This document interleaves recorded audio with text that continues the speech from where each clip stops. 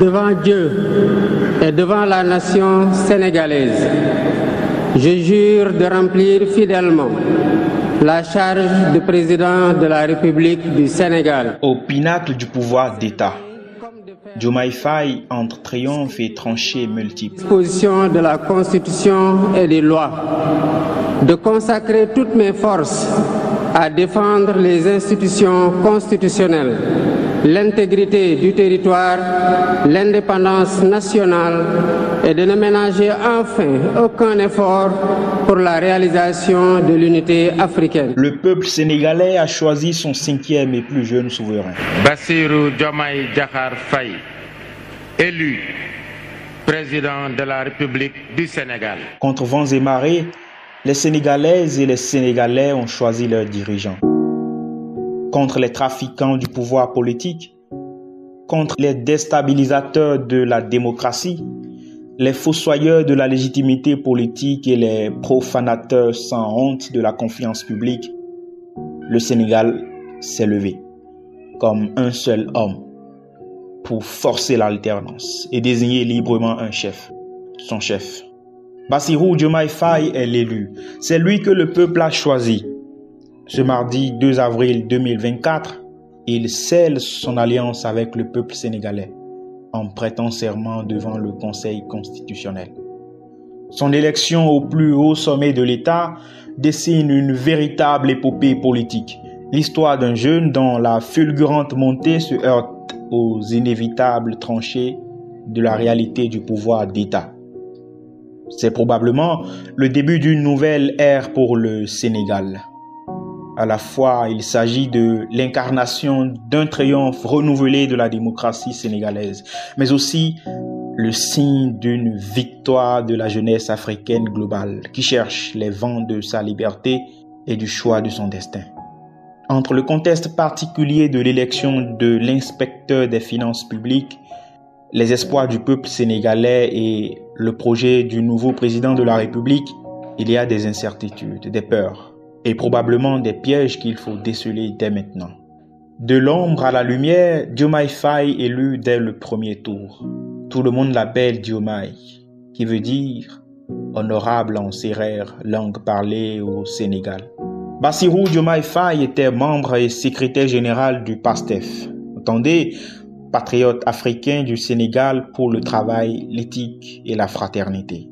C'est un parti politique fondé et dirigé par Ousmane Sonko, mais dissous par le gouvernement du président Macky Sall. Sorti de prison 10 jours avant l'élection présidentielle, avec Ousmane Sonko, son leader, frappé, lui, d'inéligibilité, il a été élu dès le premier tour de l'élection en date du 24 mars 2024 avec 54,28% des voix. Pour celui qui est présenté comme le plan B de Sonko, il s'agit clairement d'une ascension spectaculaire. Alors qu'il venait de passer 11 mois derrière les barreaux, il a fallu l'invalidation de la candidature du chef du PASTEF pour qu'il devienne l'option du parti.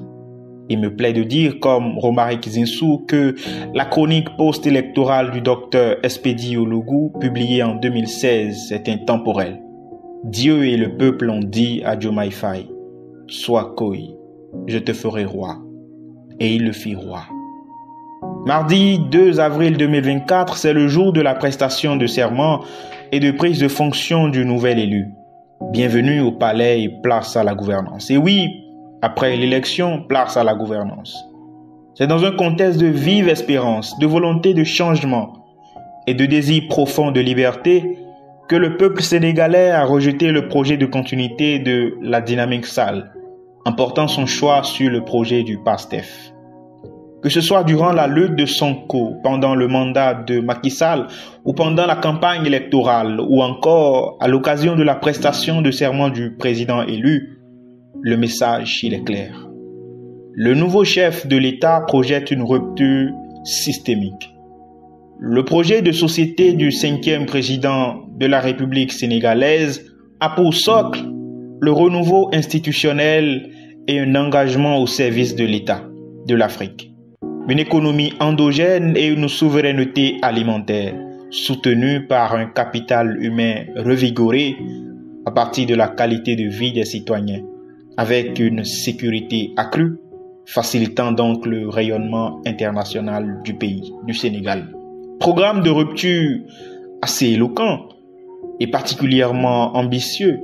Le projet du président Faye suscite beaucoup d'espoir, mais aussi beaucoup de questionnements, de doutes, voire d'incertitudes au regard de plusieurs paramètres. Et une chose est sûre, le peuple est fier de l'élection de son souverain. Je vois que le Sénégal est encore un pays démocratique, un pays de droit. Et ce soir, ce n'est pas Diomaye qui a gagné, mais c'est tout le pays. C'est notre victoire, c'est votre victoire. Sous-New victoire. L'espérance est grande. Et le peuple attend Diomaye Faye au carrefour.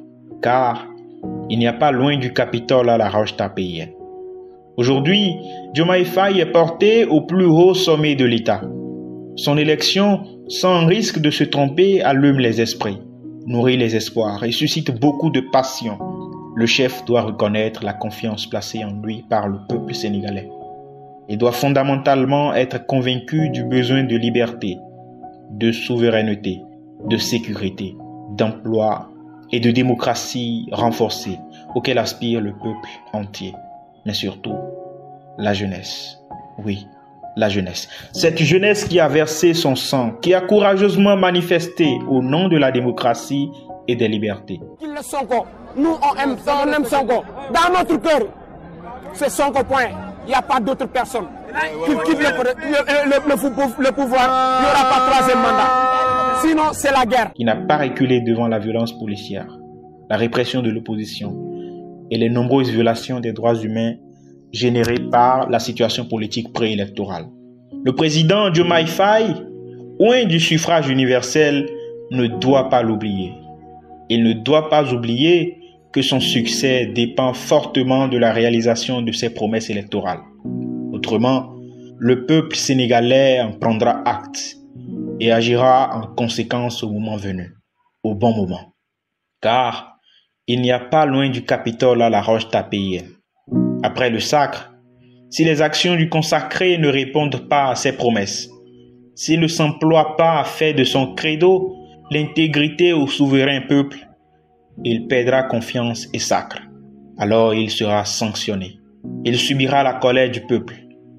Il ne sera plus le fils prodige tant attendu et finalement venu, car il deviendra comme les autres qui, pourtant loin du suffrage universel, perdent à la fin toute légitimité, toute confiance, en raison simplement de leurs actes d'hier et d'aujourd'hui, en raison du fossé qu'ils créent eux-mêmes entre le peuple et eux. En réalité, rien n'est moins clair. Dans l'État, tout finit par finir afin que tout recommence. Et tout recommence afin que finisse tout. Le temps de Macky Sall est maintenant fini. Et voici le temps de Diomaye Faye qui commence.